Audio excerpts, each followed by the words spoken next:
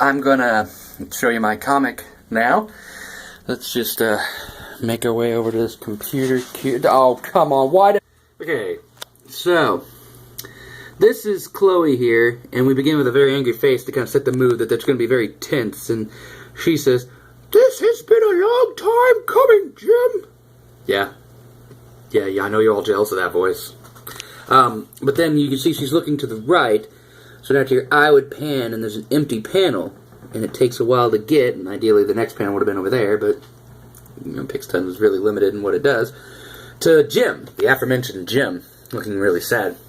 What I was going for here was the use of extended panel as discussed in Understanding Comics, where you stretch a panel to denote a longer span of time. So what I want to say is that she says something, and there's a long passage of silence ending on Jim's face, reacting to her anger, to give the illusion that time has passed, a pretty, very long time, probably like 30 seconds or more, just to kind of give a feel of how silent things are. Sorry, I'm kind of shaky. I'm using my phone for this one, so... to which she would respond, and the audience would be like, "Oh, I wonder what Jim's going to say," and she responds as if they addressed the question, "Got nothing to say?" And then he would respond with, well, he does, with, "Is there anything I could?" So it's kind of, melodrama. I love it. So there is, sorry, I have to get something. The use of panel lengthening is something we discussed, and I've always found that really fascinating. Chair rolled. There we go. Ow. I kicked my desk. The comic panel uses paneling to show time, like up here. So she says something, there's a long pan. Ideally, this one would have been next to it, but I'm limited in what I can do with this. So just imagine those three are together, and it's like a long span of time, and she quickly addresses.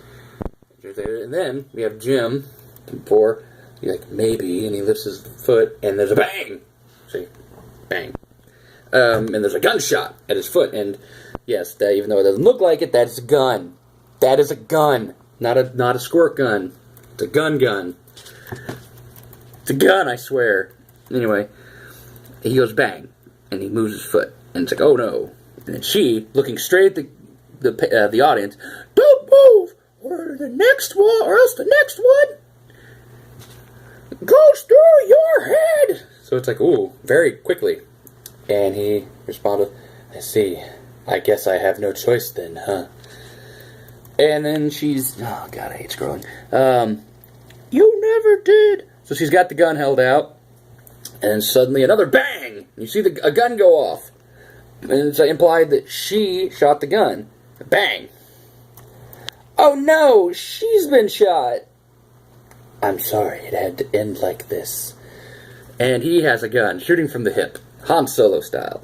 What I want to do here is subject to subject and make it very snappy. So she's holding a gun, implying she's going to shoot. Gun goes off, but plot twist! She gets shot, and he has the gun. So I really wanted that to be snappy as opposed to the very tense and slow open. I wanted this to be really like, boom, boom, things are happening, things are going quick.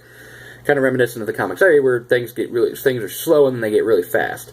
So, that was the use of subject to subject as we talked about, again, in the Understanding Comics, that was it.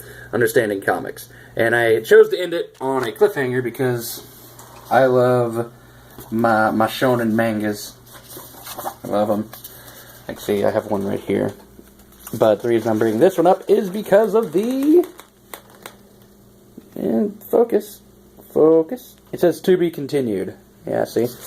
I wanted to end it with like there could be more. What if someone witnessed it? Will he get away with it? Is she really dead? She's probably dead. She got shot in the head, so she's probably dead. I mean, it's a squirt gun. I mean, it's a gun. It's a real gun, not a squirt gun.